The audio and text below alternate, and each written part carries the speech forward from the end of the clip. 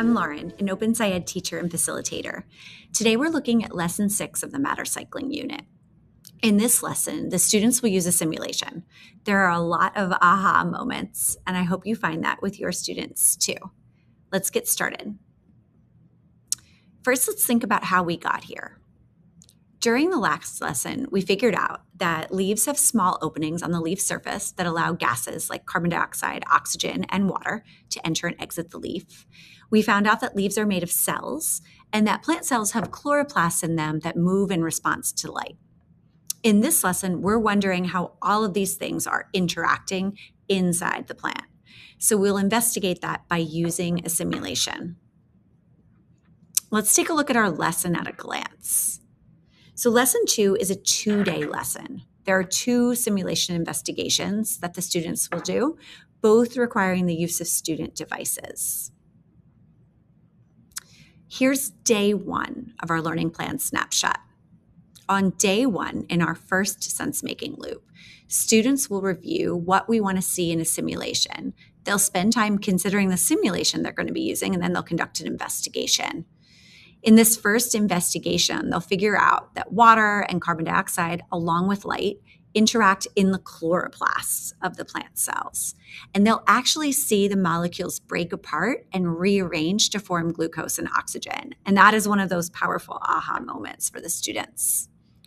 At the end of day 1, students plan their own investigation to test how changing one input can affect the amount of glucose and oxygen produced. That's the start of our next sense-making loop, which continues on day 2. On day 2, the students will conduct this investigation, the one that they planned, and then they'll share their claims with the group. We'll figure out a general pattern in our consensus discussion, that each of these inputs is needed to produce glucose and oxygen. We also figure out that as more inputs are provided, more oxygen and sugar, in this case glucose, are produced. So again, we figure out a lot from this investigation using these simulations. We see the water and carbon dioxide molecules, along with light, interacting in the chloroplast of the plant cell. We see the water and the carbon dioxide molecules break apart and the atoms that make them up get rearranged, producing glucose and oxygen. And we see that each of these inputs are needed. And as more are provided, more glucose and oxygen are produced. Let's take a look at a few of the key moments here in lesson 6. In part 4, we come together to share what we observed in investigation A, so from the simulation. So it's helpful when we're having this discussion to have the simulation projected so students are able to point out specific observations. You can also rerun it and pause it at certain points. This is definitely a time when a lot of kids want to share what they noticed. Our big takeaway here is that the inputs of carbon dioxide and water with light are rearranging into glucose and oxygen.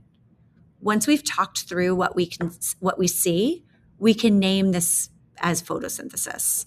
And there are a lot of, oh, so that's what photosynthesis is what we hear a lot from our students.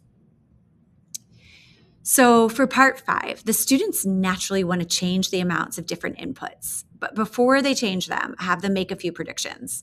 Would increasing the inputs lead to more glucose or less? And this leads us to part 5, when they're planning their own investigation. This is a great opportunity to review independent and dependent variables. If your students work in groups, it can be helpful to have each student choose a different variable to test. Our students found this handout to be a bit challenging, so we modified it for some classes as needed. It aims to help students think through planning their investigation before they start changing the simulation. One more tip is to have the students use 0 as a value. So this will help push them to the realization that all of the inputs are required for photosynthesis to occur. In part 6, the students will conduct their investigations, the ones they just planned out. So reviewing how to use the sliders as a class is helpful before they go off on their own. Again, having the students include 0 as a value is really helpful. If the students are sitting near one another, they're sitting near another student testing the same variable, they're soon going to realize they aren't getting the exact same results. That's okay. That will help prompt discussion later.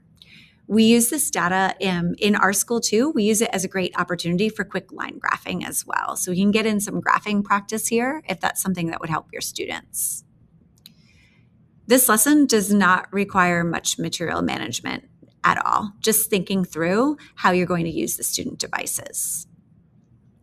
We do officially add photosynthesis to the word wall during this lesson though, so that's exciting and something that we now have an earned definition for.